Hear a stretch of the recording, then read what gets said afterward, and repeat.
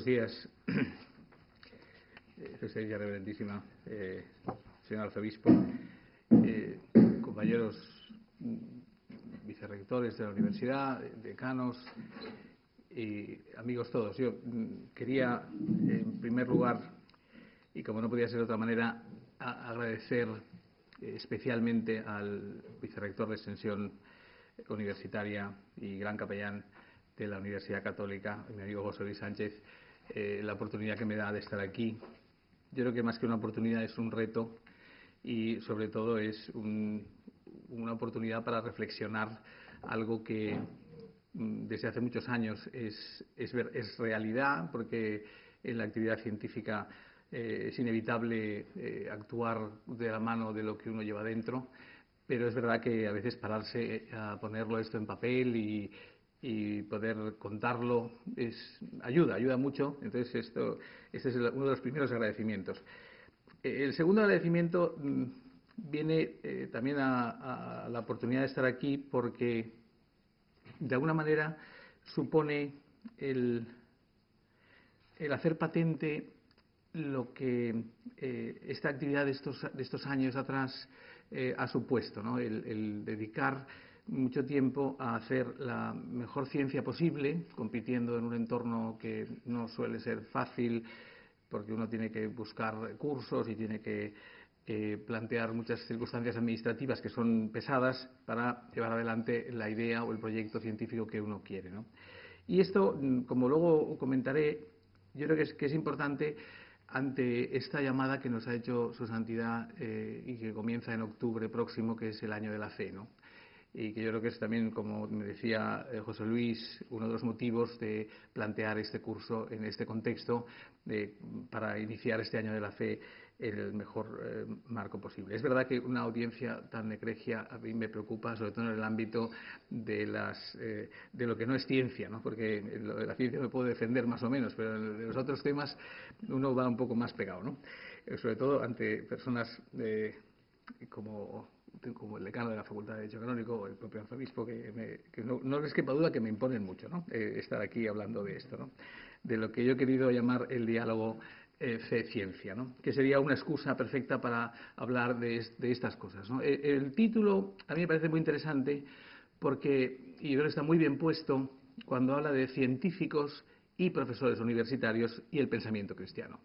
Porque es verdad que, como luego explicaré, aunque normalmente uno concibe al científico en el marco de la universidad, y eso es así en España y en muchos países de Europa, es verdad que hay centros de investigación no universitarios donde la labor puede uno pensar que fuera distinta a la que se hace dentro de la universidad. Y eso iré un poco más tarde. Pero antes de empezar quería, si me permiten, leer una parte de un artículo del profesor Juan Arana de la Universidad de Sevilla, publicado en el 2007, y que yo creo que tiene mucho que decir en esto que les voy a contar después. Y su primer apartado se llama Diálogo, Ciencia y Fe y sus riesgos. Cito: ¿qué puede esperar hoy en día el creyente del diálogo ciencia-religión? A la vista de la experiencia de los 3 últimos siglos, hay que tomar muchas precauciones para que dicho diálogo no degenere en un ejercicio estéril, cuando no perjudicial. Conviene aplicar una especie de profilaxis previa para sortear los principales obstáculos. En primer lugar, habría que evitar ejercer este diálogo de una forma demasiado solemne e institucionalizada. De lo contrario, tienden a producirse situaciones como la siguiente: un portavoz oficial de la religión, por regla general un teólogo o un dignatario eclesiástico, se sienta frente a un científico laureado o un responsable de política científica. El intercambio de ideas sigue un protocolo bastante rígido. Cada uno se atrinchera en el campo de su competencia y procura salir lo menos posible de él.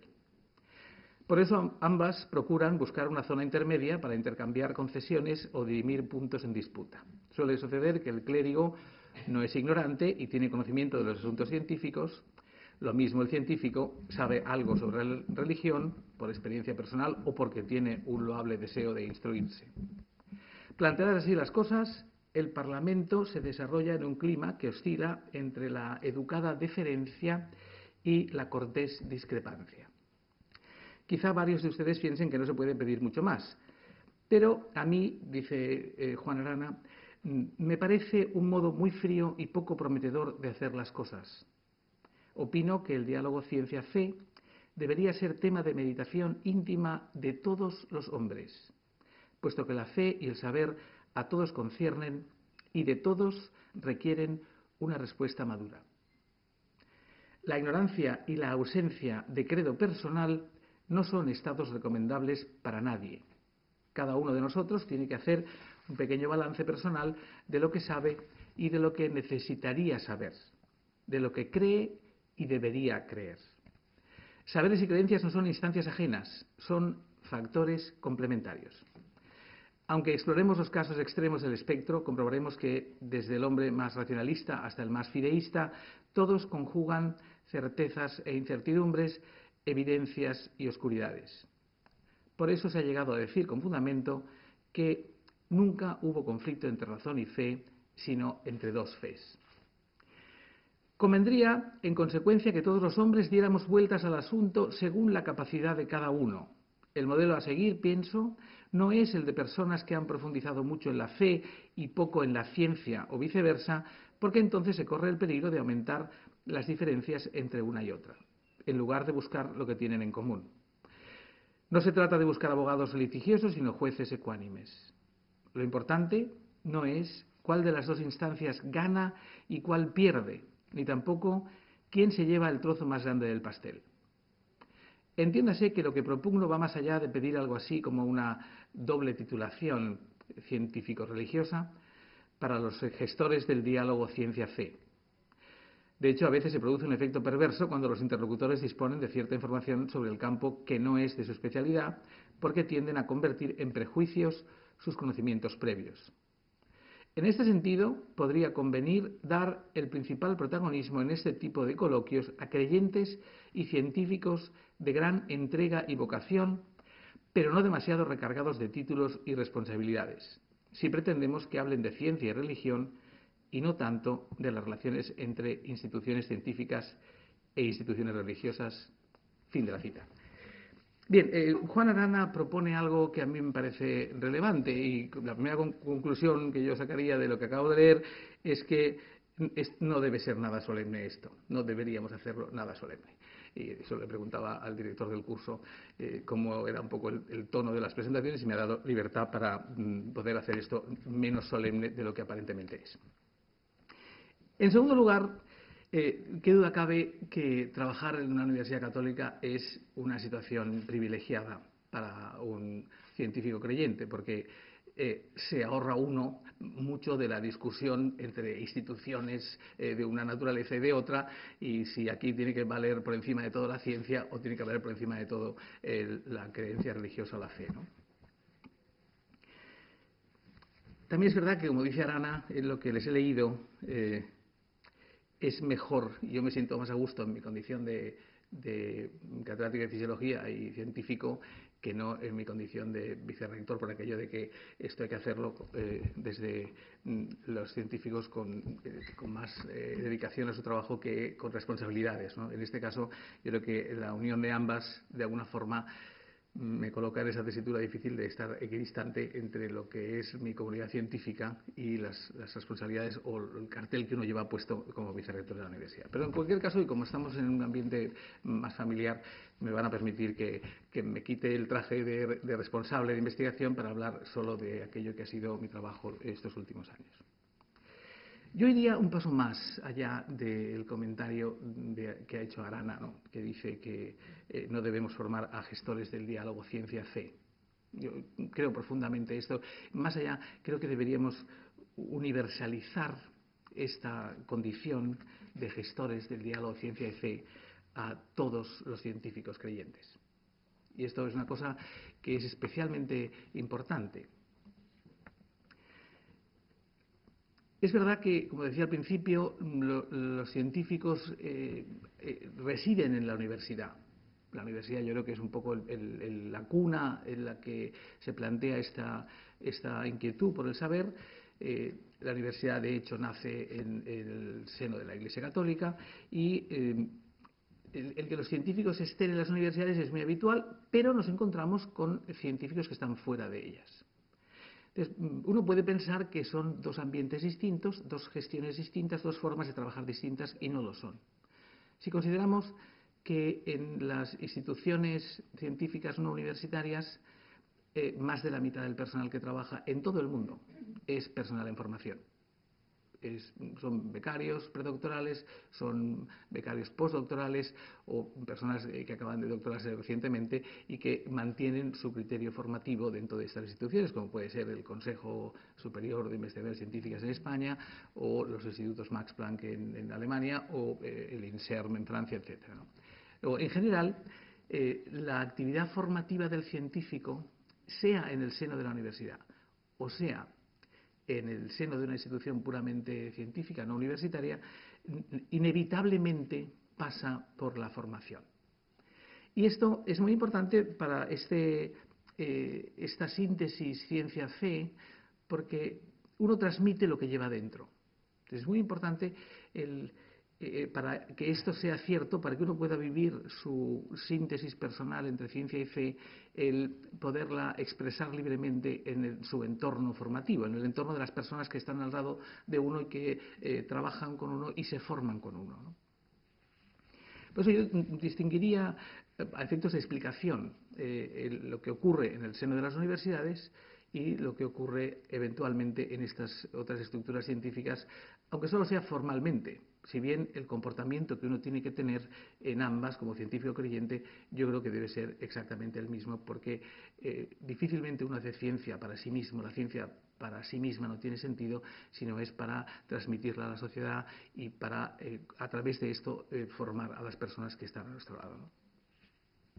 Entonces, si miramos el entorno universitario, se configura una forma de formar, valga la redundancia, en la que el profesor universitario se convierte en, o debe convertirse, porque no siempre lo hace, en el maestro. El maestro en el sentido más profundo y más amplio del término que uno pueda imaginar. Claro, ¿cómo se hace esto? Es complicado. Uno se piensa en la universidad, va a sus clases, suelta su rollo magistral, si es que es un rollo, que a veces no lo es, y es interesante incluso, pero después de eso parece como que el profesor desaparece del entorno. No es verdad. Todos recordamos de nuestra época universitaria el haber tenido a ese profesor que nos ha entusiasmado por la materia, al que hemos ido a buscar al despacho y ha estado ahí y le hemos podido preguntar cosas y hemos empezado con una pregunta de 1 minuto y medio y hemos estado 30 minutos en su despacho y el hombre no tenía hora para acabar, ¿no?, con nosotros. Y eso ¿qué transmite en último caso? Transmite dedicación y amor por lo que uno hace y amor por el prójimo que está delante. Que yo creo que es lo que más llama la atención cuando uno observa esta figura del profesor universitario. Pero en el marco del Espacio Europeo de Educación Superior, tal y como está interpretado en España, podemos empezar a pensar en el discípulo de ese maestro cuando llega la época en la que aparece el máster y el trabajo fin de máster, primer encuentro obligatorio de la persona en formación con la investigación científica. Obligatoriamente, tal y como se interpreta en la normativa española, el trabajo fin de máster es el primer encuentro formal del alumno de máster o del alumno universitario con la investigación. Debe de salir de ese máster con las herramientas para poder investigar en su campo, sea cualquiera, sea cualesquiera este campo. Y a partir de ahí aparece de verdad el discípulo ese que uno acompaña y forma durante el periodo predoctoral y al que le transmite cosas. Y es ahí donde uno tiene esa labor de verdad formativa y de transmisión de muchos valores. Las experiencias personales en esto son muy abundantes. Es verdad, como decía la presentación José Luis Sánchez, son más de 30 años en la universidad. Entonces, en estos 30 años, de estos más de 30 doctorandos, pues ha habido de todo, ¿no? Ha habido algunos que son o que han sido más díscolos y han estado menos tiempo, pero en general todos han salido del departamento, del laboratorio, con el convencimiento de que lo que han aprendido se les ha transmitido fielmente y de que quien se lo ha transmitido lo ha hecho con todo el amor posible, porque es absurdo buscar a un discípulo para maltratarlo. Luego, si uno hace las cosas como tiene que hacerlas, el final de la historia es que el alumno se lleva esa sensación de querer hacer lo mismo que han hecho con él, que yo creo que es un poco lo más valioso de lo que podemos hacer en este tiempo en el que disponemos de estas personas a nuestro cargo para su formación, ¿no? Pero yo veo ahí una responsabilidad enorme después de haber hecho esta síntesis personal, la actitud que uno mantiene para con los alumnos, no solo de máster, sino de grado incluso, ¿no? Cómo detecta el alumno que su profesor es creyente o es un científico creyente es algo muy sutil. Uno puede ir pregonándolo y diciéndolo y dando cristazos a derecha e izquierda, pero esto en general suele ser contraproducente. Lo que yo veo más rentable, o lo que a mí me ha enseñado más, es el no ocultar en el momento decisivo, no ocultar la condición por la que uno es preguntado. Y esto no necesariamente quiere decir que uno haga profesión pública de su fe, que tal y como dice la Carta Apostólica Porta Fidei, es lo que se espera de nosotros el año que viene, que todo el mundo pueda hacer pública su fe o confesar públicamente su fe. Pero a veces no es necesario llegar tan lejos ante una pregunta más pequeña, porque las circunstancias suelen venir dadas. Yo creo que hace falta manipular poco a la situación para que cuando uno ha hecho esa síntesis real y profunda no transmita algo superficial a su entorno. Mi experiencia es que con mis compañeros científicos, esto es muy de la ciencia y poco de la síntesis personal, como decía Arana, de esa búsqueda personal. El no tener convencimientos personales es muy vacío, ¿no? Me vienen a la cabeza ahora personas muy relevantes, cuyo nombre no diré por respeto, que hacen gala pública de no tener hecha esta síntesis y de querer seguir siendo públicamente agnósticos o menospreciar incluso, que es un segundo paso al que mucha gente llega, los convencimientos o creencias que los colegas puedan tener cuando estas son religiosas, ¿no? Y esto realmente en España, por las razones históricas que no voy a comentar, puede que ocurra más veces, pero mi experiencia, sobre todo en Estados Unidos, ha sido que las personas que no han hecho esta síntesis personal, sean de origen judío, sean de origen protestante, suelen acabar clasificados y juzgados y muchas veces condenados a ser lo que se llama un 24/7, ¿no? Un trabajador de 24 horas al día durante 7 días a la semana que no tiene otra cosa en la cabeza más que esto. Es verdad que luego publican artículos en las mejores revistas del mundo y la gente los admira, pero no tienen otra cosa en la cabeza. Y al final esto no se transmite, porque aunque luego tienen muchos becarios que quieren ir a trabajar con ellos para aprender esas técnicas que no hace nadie más que ese laboratorio, cuando salen de allí no quieren saber nada más de eso. Me viene a la mente ahora un becario mío que está en Nueva York y que, si Dios quiere, volverá pronto, que me decía que su jefe era una persona de este tipo, ¿no? Que siempre estaba en el laboratorio, siempre estaba asequible a cualquiera del laboratorio porque no salía más que a dormir y a veces ni eso. Muy famoso en su ámbito, muy publicador, pero personalmente, humanamente muy vacío. Y esto en Estados Unidos sí que se condena, sí que se juzga como negativo y no puede uno hacer mucha gala de esto porque al final cae en ese juicio negativo que hacen los compañeros de la comunidad científica respecto a quien no tiene otra cosa que dar, ¿no? Es el único país del mundo donde esto es muy llamativo, porque se aprecian incluso otras cosas que a veces son menos relevantes, que no son las creencias religiosas, sino de otra naturaleza. Pero sí que se aprecia el conjunto del ser humano cuando éste tiene algo más que dar que no solo esta actividad científica permanente, ¿no? Yo creo que la primera conclusión de todo lo que he dicho hasta ahora es que los científicos creyentes debemos trabajar en esta síntesis personal entre fe, razón o ciencia y fe, como uno lo quiera leer, como requisito previo a la salida al mercado laboral, ¿no? A enfrentarse con el resto de la comunidad científica o incluso a la formación. No está en condiciones de formar a otro en el ámbito científico quien acaba de terminar su formación doctoral. Por eso siempre se considera que hay un periodo no escrito obligatorio de formación postdoctoral hasta que uno adquiere la suficiente experiencia como para poder acometer esa terrible y difícil labor de dirigir a otros.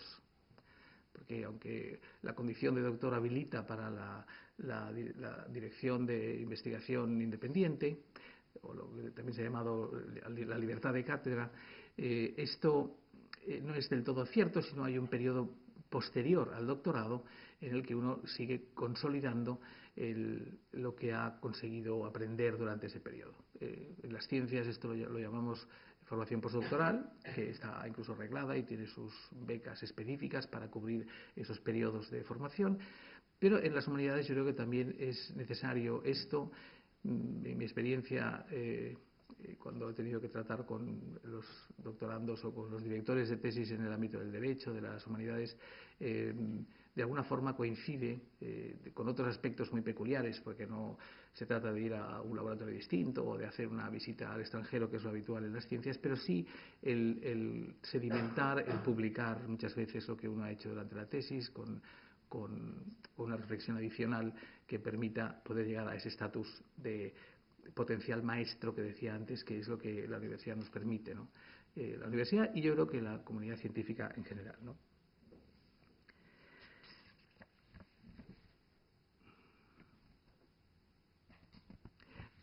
Y esta síntesis que uno tiene que hacer previamente a salir al mercado laboral no se termina ahí, porque como la formación no la terminamos nunca, lo que ahora se ha puesto tan de moda, que es el lifelong learning, de estar toda la vida estudiando, en los aspectos de la fe es especialmente relevante, porque la fe hay que alimentarla todos los días.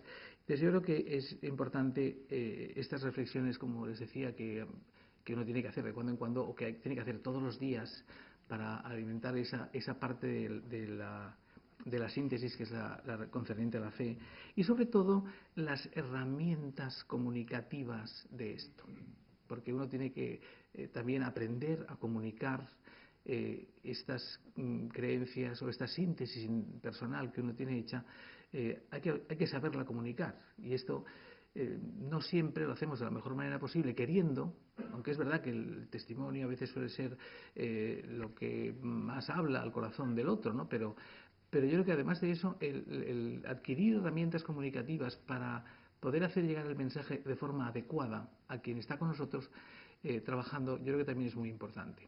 Y en alguna ocasión he tenido oportunidad de ir a algún seminario en el que se ofrecía este tipo de herramienta y siempre tienen alguna utilidad. Es verdad que uno puede caer en el formalismo de cubrir con todas las especificaciones que dice el checklist, ¿no? Uno tiene que haber hecho todo lo que tiene que hacer antes de poder estar en condiciones de, o haber cumplido con sus obligaciones de cristiano porque ha llenado todas las casillas que tenía que rellenar antes de hacer las cosas.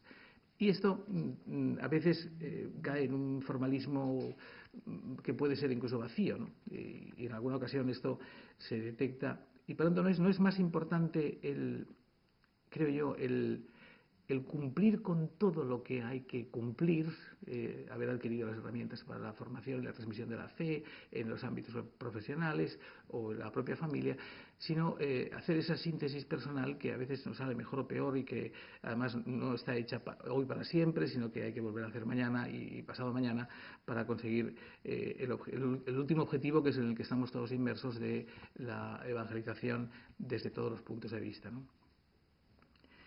Es verdad que no estamos, todo esto que digo, tanto en las universidades como en los centros de investigación, tiene un entorno que cada vez es más hostil y a nadie se le escapa esto.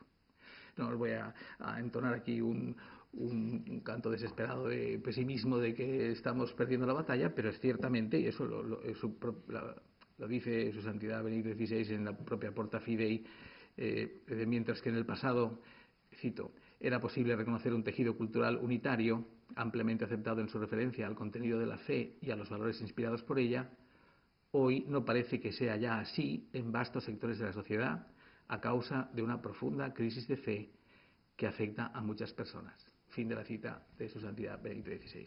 Es verdad que esto es así, pero tampoco quiere decir que uno tenga que dejar de hacer las cosas. Yo creo que, como nos enseñaron de pequeños, la batalla esa está ganada ya, antes de empezar, con lo cual tampoco hay mucha preocupación.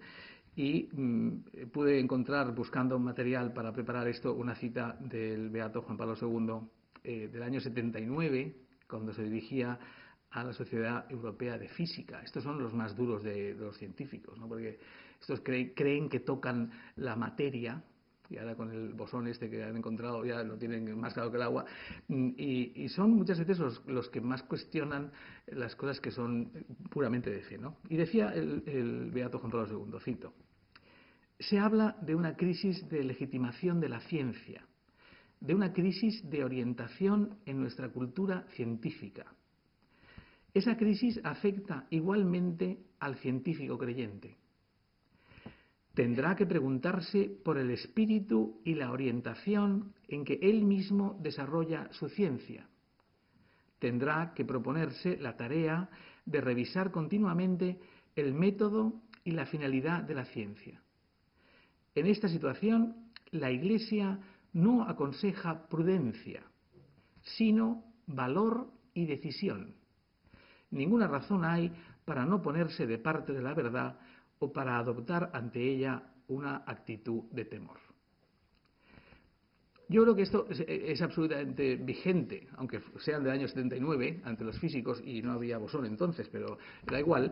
Yo creo que valor y decisión en acometer las cuestiones científicas, en la transmisión que decía antes a los discípulos del método y la finalidad de la ciencia, y en mostrar sin tapujos ni refugios a la sociedad la condición de científico creyente. Yo creo que eso, en mi experiencia, después de haber podido investigar en Alemania, en Suecia, en Estados Unidos, que son países de un corte muy parecido al nuestro, no hablo de África, Australia o Asia, donde los criterios culturales y sociales son a veces algo distintos. En todos estos entornos es válida este reconocimiento al científico que ha hecho esta reflexión. Y se le otorga más valor a estos hallazgos y resultados de las investigaciones si uno lo hace con este valor y con esta decisión de no ocultar su condición de creyente. ¿Por qué? Simplemente porque el que hace esto, no se trata de dar una conferencia hablando de las células madre del cerebro y soltar cualquier cita inconveniente al tema que se está dando. Pero cuando en el corto o en la discusión o en la cena del congreso correspondiente uno es capaz de hacer o de presentar esta síntesis, realmente lo que significa, lo que conlleva es que hay una reflexión y una meditación profunda y sobre todo honesta con la ciencia desde la propia fe. Y esta honestidad yo creo que es la que más valida lo que uno descubre en el laboratorio. O descubre cuando con sus papeles encuentra cualquier cosa que pueda ser relevante a las diferentes humanidades o ciencias sociales, ¿no? El que la honestidad del que presenta los resultados viene avalada porque ha hecho una reflexión profunda que siempre que uno se coloca ante el Todopoderoso, uno tiene que estar en una actitud humilde. Y esta humildad obligatoria ante quien todo lo puede es lo que da valor a lo que uno pueda contar como hallazgo científico.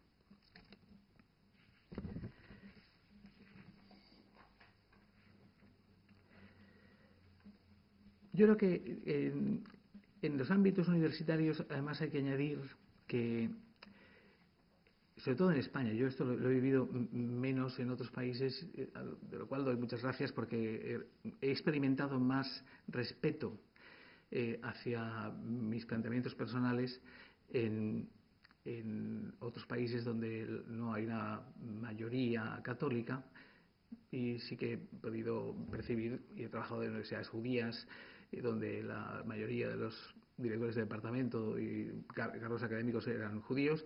He experimentado más respeto que en la propia Universidad Española. Hay que reconocer que esto es así. Y la Universidad de Valencia, en la que nací y me crié como profesor universitario, pues por razones, yo creo que de la propia cultura valenciana, pues también es muy reacia y muy beligerante en contra de estas cosas. Pero en cualquier caso, esto siempre acaba bien, o sea que tampoco me quejo, porque todo lo que ha pasado ha sido para bien, al menos tal y como lo veo desde la perspectiva actual.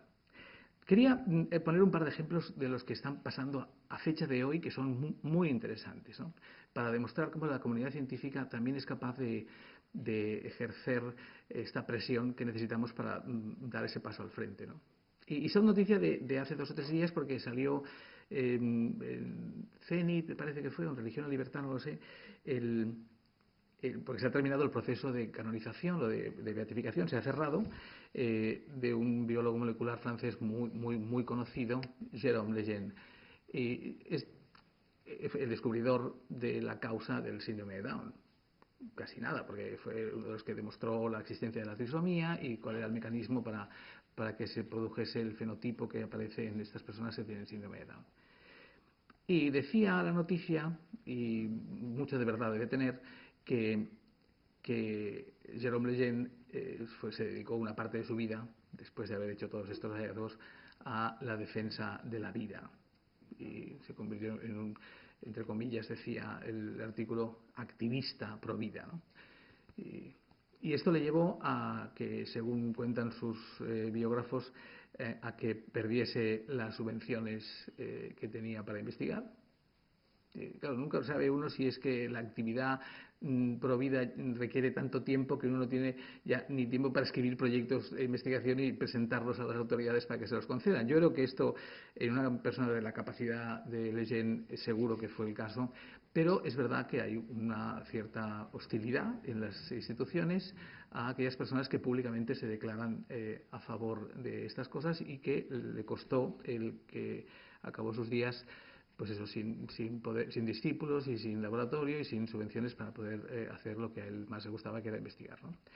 Bien, la noticia es que el Beato Juan Pablo II inició su proceso de beatificación y canonización, y que este se ha cerrado hace escasamente una semana, y veremos cuál es el resultado probablemente muy pronto, ¿no?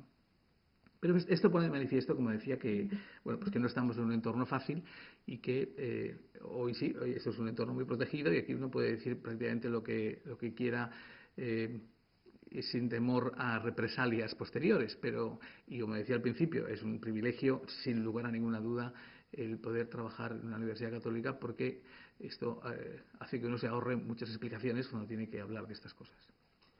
Pero el entorno sigue siendo muy hostil, y esto es también algo muy duro, porque hace el 20 de junio, y aparece como noticia cuando sale publicado, que es a primeros de julio, la revista Lancet, que es en el ámbito médico clínico, pues yo creo que la primera o la segunda, junto con New England Journal of Medicine, será probablemente las 2 mejores revistas del mundo, dedica una serie de artículos a demostrar científicamente, y hay que cogerse un poco la silla, que la homofobia es la causa de que no se haya podido detener la pandemia del SIDA. Claro, esto es tan incomestible desde lejos que uno dice, bueno, ¿cómo dedican un papel tan caro? Porque la revista Lancet publica artículos de 1500 palabras, y hay que comprimir el conocimiento que uno tiene mucho porque el papel es muy caro y todo el mundo quiere publicar ahí porque es muy buena revista, y total, que hay que hacer todo muy comprimido, ¿no? Y de repente aparece una serie de páginas dedicadas por la editorial a demostrar esto. Artículos por invitación que además son de acceso gratuito. Para el artículo de Lance que uno le interesa tiene que pagar un dineral para que se lo manden. Estos son de acceso libre a toda la red, para demostrar, como decía el editorial del personal propio de Lancet, que hay que dar entrada a la agenda de género, a este tema de la pandemia del SIDA, porque será una de las formas en las que tengamos de mejorar y de terminar con la progresión de la pandemia.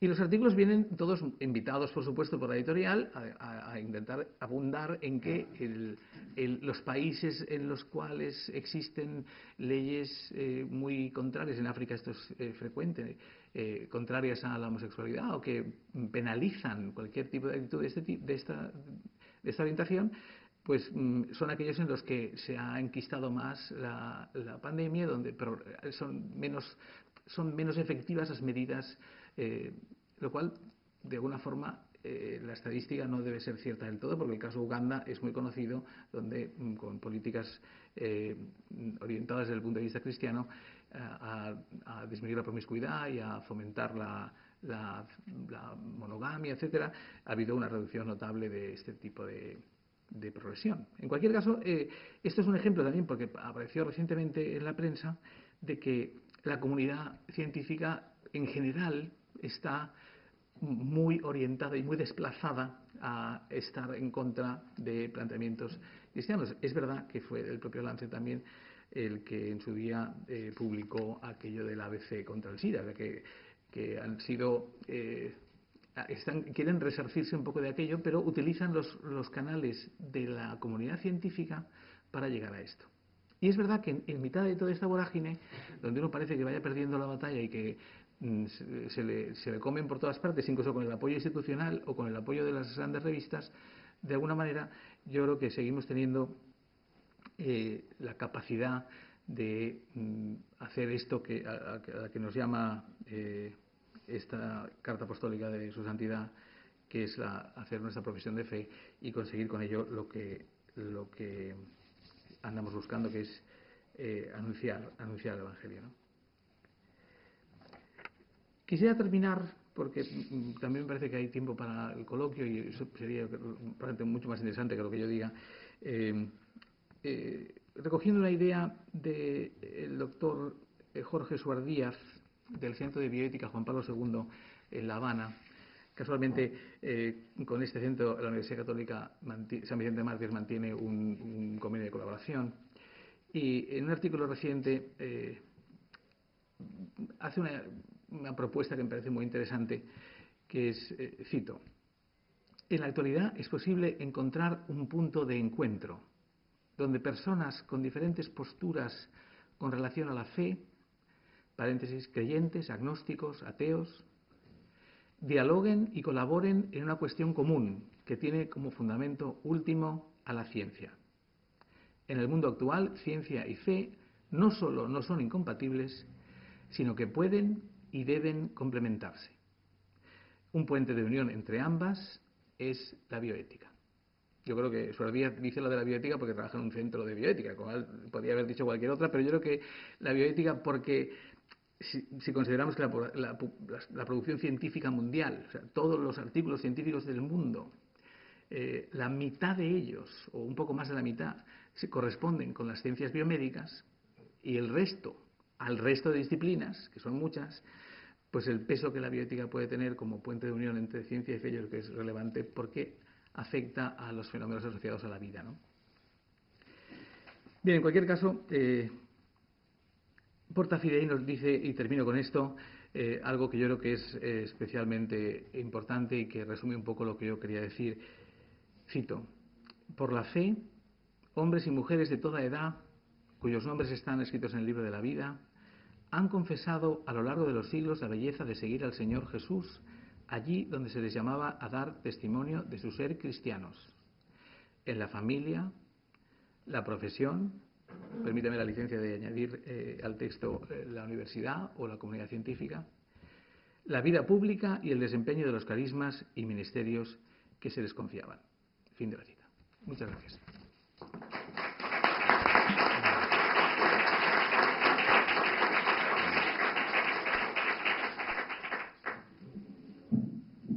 Todas las ponencias hacemos un pequeño resumen al terminar para que nos sirva de ámbito de diálogo posterior con el ponente. En el 2007, el profesor Orana plantea que el diálogo ciencia-fe no tiene que algo inútil y solamente oficialista. El planteamiento entre científico y clérigo no parece tener siempre, no se puede quedar solo en el respeto mutuo. Racionalismo y fidelismo corren el peligro de afirmar las diferencias. No se trata de que ganen unos u otros. Juan Arana propone que la solemnidad no quite el tono de encuentro y de interacción. No debemos formar a gestores del diálogo ciencia y fe, sino universalizarlo a toda la comunidad internacional. La actividad formativa del científico pasa por la formación en esa síntesis personal ciencia-fe. Tiene que darse en el interior de la persona. En la universidad, el profesor tiene que ser el maestro en el sentido profundo del término. El maestro se dedica y ama al que tiene delante. El trabajo fin de máster es el primer encuentro investigador del alumno que se convierte en discípulo. Ahí empieza una gran tarea del maestro con el discípulo. Lo que aprende sale de la fidelidad verdadera hacia la transmisión de saberes y al mismo alumno. El alumno y el maestro creyente no se descubren por decir el uno al otro su condición de católicos o de creyentes, sino por la síntesis fe-ciencia que tiene el maestro y que transmite objetivamente. Quienes hacen gala de no tener esta síntesis fe-ciencia pueden producir pena por lo que se pierden de datos objetivos que les ayudaría en su propio trabajo. En la realidad también están los datos que nos ofrece la fe. No se puede ir contra la realidad para hacer ciencia. El postdoctorado es la continuidad de seguir investigando, sedimentando, publicando, llegando al estatus de potencial maestro. La síntesis que uno tiene que hacer no se termina con el doctorado, sino hay que hacerla todos los días. La fe se alimenta cada día y la profundidad investigadora también. No se trata solo de formalismos cristianos y científicos. No se puede ser solamente ir a encuentros, a reuniones que puedan caer en el vacío. Necesariamente tenemos que hacer esa síntesis personal. Citando a Benedicto XVI, nos ha dicho, recordamos que el tejido social no está en estos momentos iluminado por la fe. Nos gustaría que lo estuviera, pero no lo está. Citando a Juan Pablo II, en un encuentro con los científicos, les dice que la crisis cultural afecta al científico creyente. Tiene que revisar el método de esa ciencia y aconseja valor y decisión para no dejar de trabajar en torno al lado de la verdad sin ningún tipo de temor. Juan Pablo II, nos sigue diciendo el ponente, afirmaba la condición de científicos y creyentes, valor y decisión, sin ocultar su condición de creyentes. Más allá del aula científica, en los comentarios de cada día, en las reuniones con los demás, el científico creyente tiene que presentar esa síntesis siempre desde la humildad. Al trabajar con hombres de otras religiones en universidades de otros países, he experimentado un gran respeto al hecho de mi ser religioso, nos comentaba el ponente. Se acaba de cerrar el proceso de beatificación de un científico francés que descubrió el síndrome de Down, entre otras cosas, siendo gran defensor de la vida. Perdió a veces subvenciones y otras cosas por la hostilidad que existe todavía en estos momentos hacia los científicos creyentes. Postulados a favor de la vida, desde su concepción, ponen de manifiesto que no estamos en un entorno fácil, cuando realmente se cree así. El entorno es hostil hacia el científico creyente. Hay revistas científicas ideologizadas que hablan, por ejemplo, de la homofobia como el hecho del por qué el SIDA no se ha curado a día de hoy, queriendo que entre la ideología de género, intentando que esto se vea como científico.